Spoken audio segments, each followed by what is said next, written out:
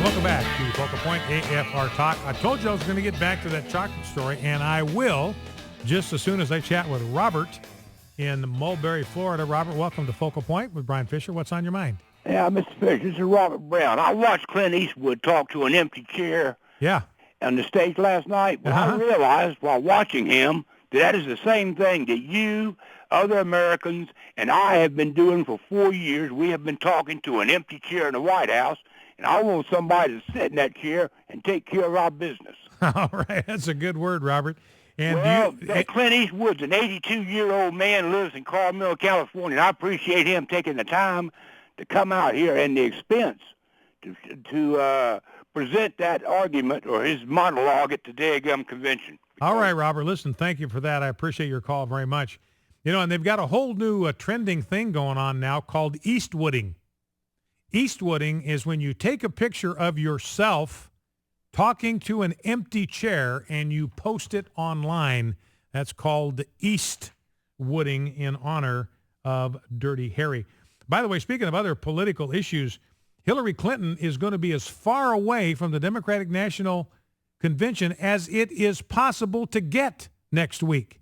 I mean, she knows that Barack Obama is toxic. If she has any political aspirations for 2016, she cannot afford to be around and catch some kind of contagion in Charlotte, North Carolina. While the Democratic National Party is going to be, the Democratic Party is going to be in Charlotte, she's going to be in the Cook Islands, which is the most remote set of islands in the Pacific Ocean. You look at a map, that is as far away from the nearest continent as it is possible to get. So she'll be at the Cook Islands, Indonesia, China, Timor-Leste, Brunei, and Russia. She's not even going to be in the same hemisphere with Barack Obama. You know, one of the things that was interesting is people were speculating about who the special speaker was going to be last night. It turned out to be Clint Eastwood, but there was some speculation that it was going to be a Ronald Reagan hologram who was going to introduce Mitt Romney. Well, it turns out that there actually is a Ronald Reagan hologram. There is a hologram which let's see, who's the guy that's going to run this? Tony Reynolds, who is the founder of a crowdsourcing website, A Kickin' Crowd. He's got a Reagan hologram. And one of the reasons they didn't use it is he wants Democrats to use his crowdsourcing website too. So he didn't want to get that too partisan, but apparently he's got a hologram of Ronald Reagan delivering speeches. Early bounce for Romney coming out of the convention. A Reuters poll has a 6-point swing as a result of the convention, giving him a 2-point lead over Barack Obama. And Rasmussen has Romney up by 45-44, so a modest bounce from the convention. And I mentioned this, one part of this back at the RNC. I didn't have the whole story. You know, we lost 17 Navy SEALs. A chopper went down on Afghanistan. 17 of our elite Navy SEALs went down, and Barack Obama sent them a form letter for condolence, a form letter signed by an electronic pen. But when rapper Heavy D passed away late last fall at 44, Barack Obama sent a personal letter of condolence, which Al Sharpton read at the funeral. So if you're a rapper, you get a personal note from the president. If you're a Navy SEAL, you get a form letter signed by an auto pen. Well, let's speaking of the whole, I got to do the chocolate thing. I promised you. Again, we're a full service radio program. This is high octane. This is ethanol free. This is high calorie radio. This is high protein radio you're listening to here. And I guess this would be high carbohydrates here, but here it is from BBC. A study following more than 37,000 Swedish men showed that those eating the most chocolate were the least likely to have a stroke. It follows on from other studies that have suggested eating chocolate can improve the health of the heart. Now, they had these 37 guys. They were split up into 4 groups based on the amount of chocolate, with the bottom group eating on average no chocolate each week, and the top group eating 2.2 ounces a week. I mean, that's not a lot. That's barely more than the average Baby Ruth.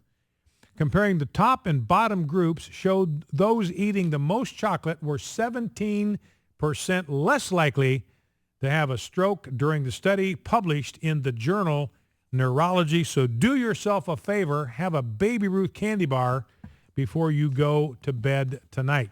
And you heard the term blue moon. Here's another completely useless Friday fun Fisher factoid. Tonight will be the last blue moon until 2015. Now, blue moon is when you get 2 full moons in the same month. Now, the lunar cycle is 29.5 days. It takes 29 and a half days for the moon to orbit the Earth. But a month, of course, is 30 or 31 days, except for February, of course. But there's going to be a full moon tonight. There was a full moon August 1. There will be another full moon tonight, but it's going to be the last blue moon. And the term blue moon has got nothing to do with the color. Apparently, it went back to a time when the word blue was used to describe something as rare or absurd. And since about 1980, it has been used to refer to moons that full moons, 2 of them in the same month. Next one's not going to happen until 2015. On average, blue moons come around once every 2.7 years. So when somebody says that happens once in a blue moon, you are now prepared, ladies and gentlemen, because you listen to Focal Point. You are now prepared to engage meaningfully in a dialogue with them. You can tell them, strut your stuff. You can tell them, yeah, once in a blue moon. You mean that happens once every 2.7 years. Their eyes will glaze over at the breadth of your scientific knowledge. Let's go back to the phones. Let's go to Rebecca in Rogers, Arkansas. Rebecca, you're on Focal Point with Brian Fisher. What's on your mind?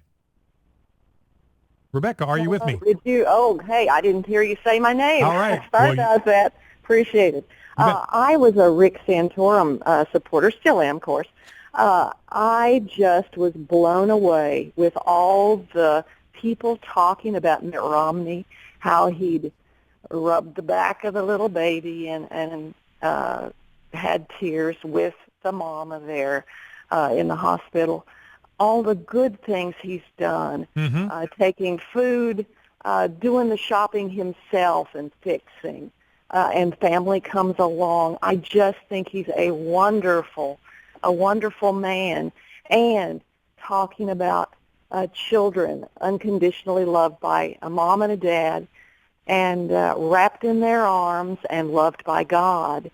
I got tearful last night, and I am just totally supporting him and ready to do battle. I think the Lord is blessing us, and he's a man who can get things done. That kept being stressed.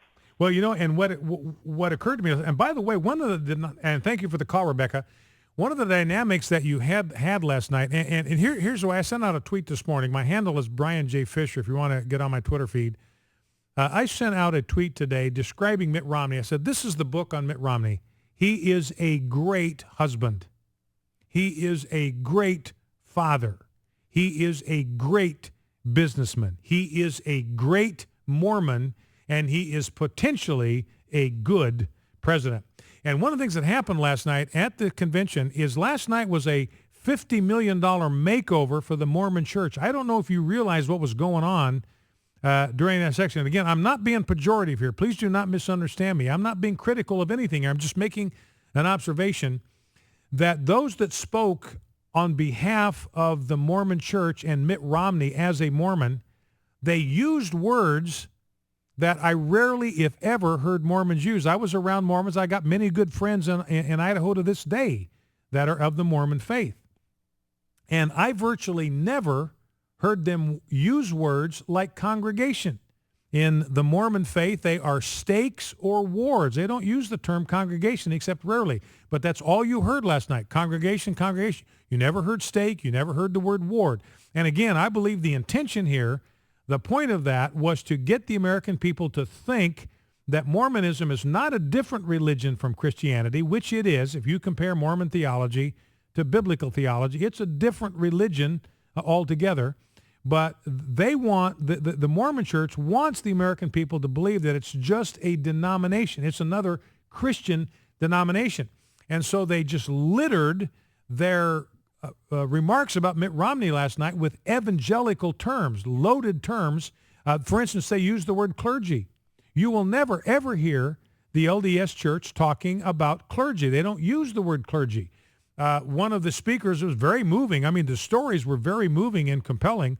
And that's why I said I believe that Governor Romney is a great husband, a great father, and he's a great businessman, and he's a great Mormon. He is living out the principles of his faith. But he referred to Mitt Romney as his pastor. That's not a term that Mormons use. So I think the point of all of that, it was a $50 million makeover for the LDS Church to try to convince the American people that the Mormon Church is simply another Christian denomination rather than a different religion altogether.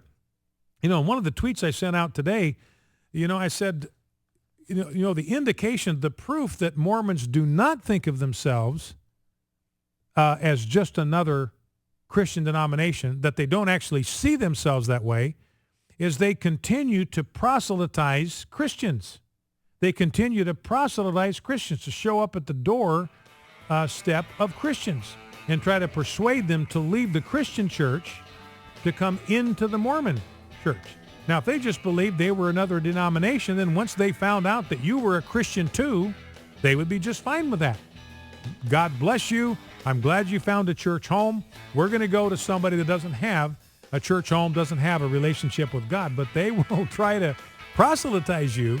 So that proves that they do not see themselves as simply another Christian denomination, but they do see themselves as the true church. Joseph Smith said about all the churches of his day back in the 1820s and 30s that we were all corrupt and our creeds were abominations. And our professors of our faith were all corrupt. That's the view of Joseph Smith, the founder of Mormonism. Focal Point AFR Talk back in 2. Stay with us.